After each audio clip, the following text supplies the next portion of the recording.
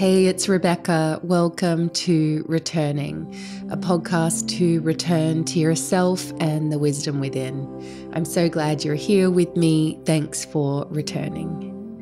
In today's episode, we are exploring land consciousness, which is essentially seeing all parts of the earth and nature around us as sacred and conscious. When I'm referring to the term land consciousness, what I'm really referring to is I'm talking about not just the land that we are on and the earth itself, but all parts of nature and the land. So stones, plants, trees, rivers, flowers, all of the waters, the air around us. But also its ancestors, so its keepers, its custodians, its traditions, the land's traditions, the intelligence that the land holds, the memories that the land holds, and its spiritual essence as a whole. When I'm referring to land consciousness, I'm really inviting us to see the aliveness and the sacredness of the earth and the land around us. I'm going to be sharing with you a personal story of how a discovery right at my front door really brought me to my knees a few years ago as I really realized how profoundly the land we live on provides for us. And in many cases, it's about opening our eyes so we can truly see it. This moment really had such a profound impact on me and changed so much for me about how I now navigate my way through this life, no matter what land I happen to be on. And of course, it really, really helped me deepen my relationship with the land that I live on here now, in Glastonbury in the UK.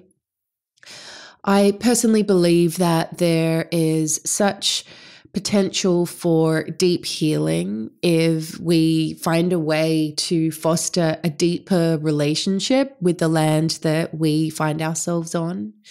I think it can be really, really profoundly powerful when we are able to acknowledge the land that nourishes us, that sustains us, to acknowledge those who tended to the lands where you lived before you decided to come here, and really to begin the journey of taking our place as reverent custodians and protectors of the land upon which we live on. At the very end of this episode, you'll find a guided soul inquiry exercise for you to explore more deeply the relationship with the lands beneath you. There really is profound insight and healing here. So I invite you to really lean into it and really inquire into your own personal connection with the land where you live. But let's begin now by sharing a breath together.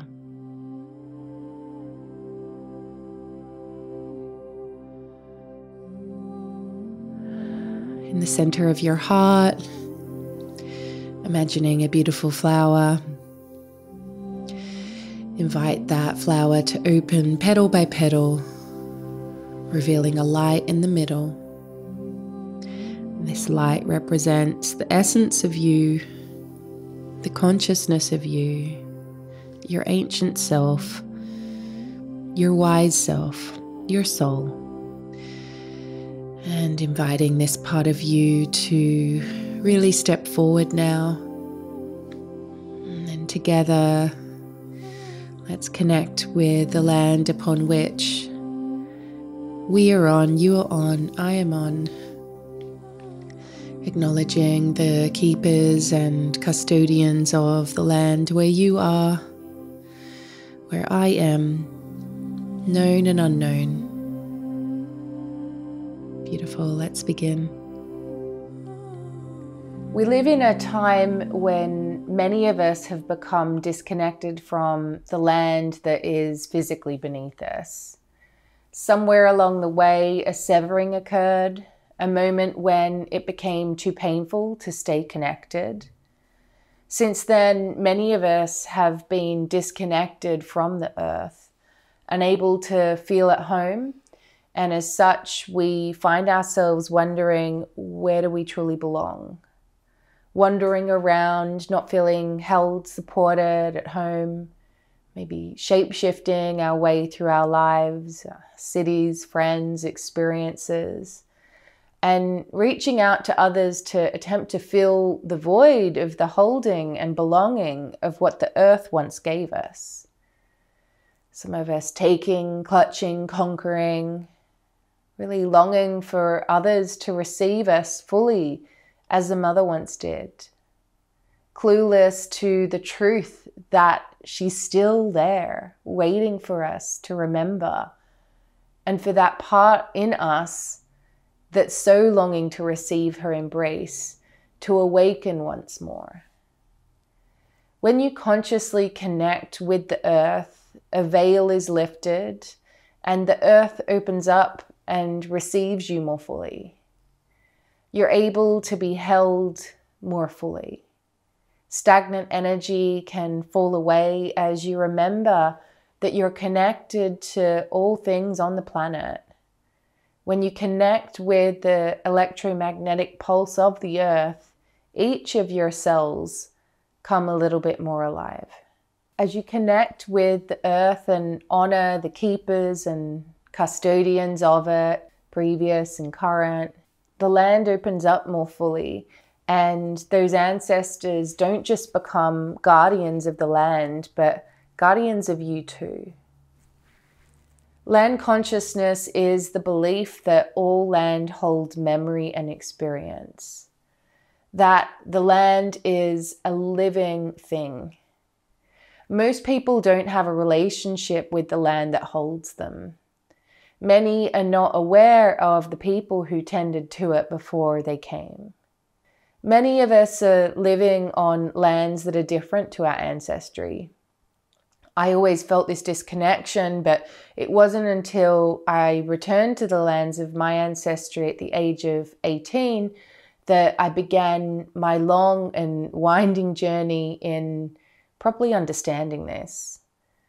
In the decades since, I have discovered that the stories I was told about the history of the land where I grew up were not wholly true. And unlearning and unpacking the history of the land we now live on is a really powerful, and it can be a really difficult thing to do too. I know many of you will be already on your journey of doing this, and maybe it'll be new for some. When I look back on my path and the ways in which I've been led by the sacred within, I see that in many cases it has been through attuning to the consciousness of the land that has opened me up most spiritually and creatively. Since I was young, I found myself hearing my inner voice most clearly when I was walking in nature. I started referring to it as being led by the land. It's where the intuitive nature walking practice comes from, and also where I began speaking with nature and expressing it through my writing. I find it interesting that this practice of being walked by the land is the main tool that always returns me to myself. And many people who do it have said to me that they find that as well. I've often wondered if this is because if I reach back far enough, you'll find ancestors who were actually nomadic in my ancestry, and maybe yours too. They didn't settle in particular places, rather move from place to place with the water and season and the sun. I wonder if it was through settling in one place that our disconnection from the land first occurred. When I began my herbalism training, working with the herbs and wildflowers and weeds, my mind was blown open as I observed my own relationship with nature, the land, and the plants. One of the plants I work with the most was nettle, which is a really powerful, nourishing plant.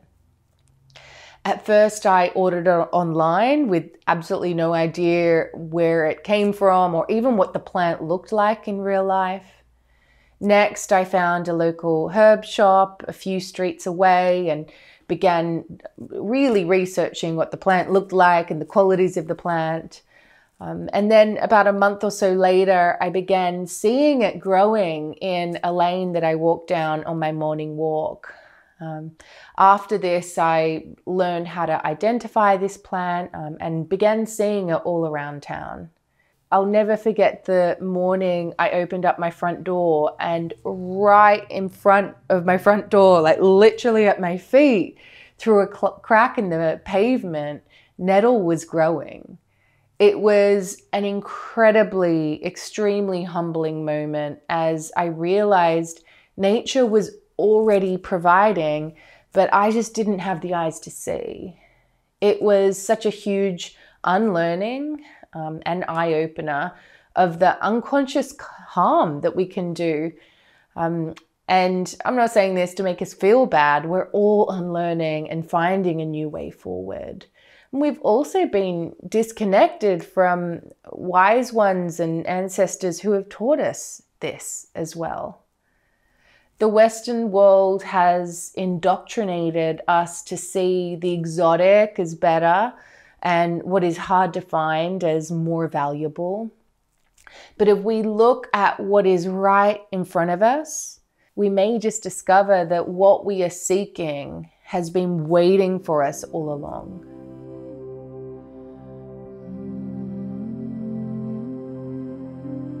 Soul inquiry is a practice where we enter into a direct dialogue with our inner self. I personally like to journal my soul inquiry answers, as I find I receive my intuition more deeply and freely that way, but feel free to do whatever works for you. So, as always, our soul inquiry prompt we're ready for now.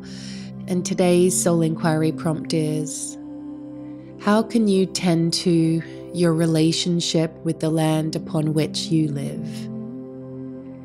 How can you tend to your relationship with the land upon which you live? How can you tend to your relationship with the land upon which you live? Another way of saying this is: how can you tend to or deepen the relationship with the land upon which you live?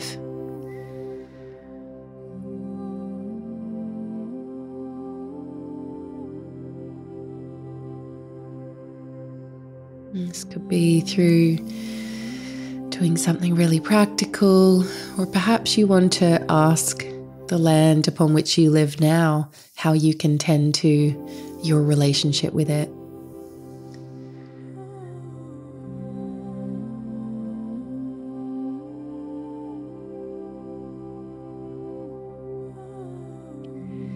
Okay, and as always, now it's time to commit to a grounded action that you can take to really integrate this episode and the wisdom that's come through this soul inquiry. And so I want you to write down one baby step you can take to really act on whatever wisdom has come through today. What's a baby step you can take to really integrate what's come through today?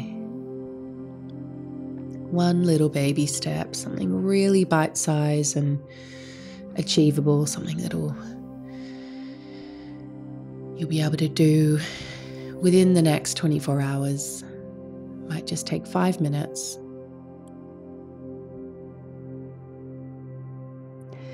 It's been a really beautiful episode. Let's share a deep breath together now as we close this sacred space we've stepped into together.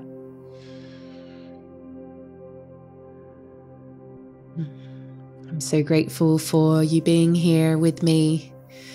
If you'd like to keep returning to yourself and returning here with me, then feel free to hit subscribe. If you'd like the show notes from today's episode or to receive each new episode directly in your inbox, head over to rebeccacampbell.me/podcast. Have a great day. Do you hear the call of nature? Are you endlessly curious about life's big questions? Are you longing to deepen your relationship with the sacred pulse of life? If so, come and explore the Inner Temple Mystery School training. It's an accredited 9-month training for mystics, artists, intuitives, and healers. Come over and check it out at rebeccacampbell.me/mystery school.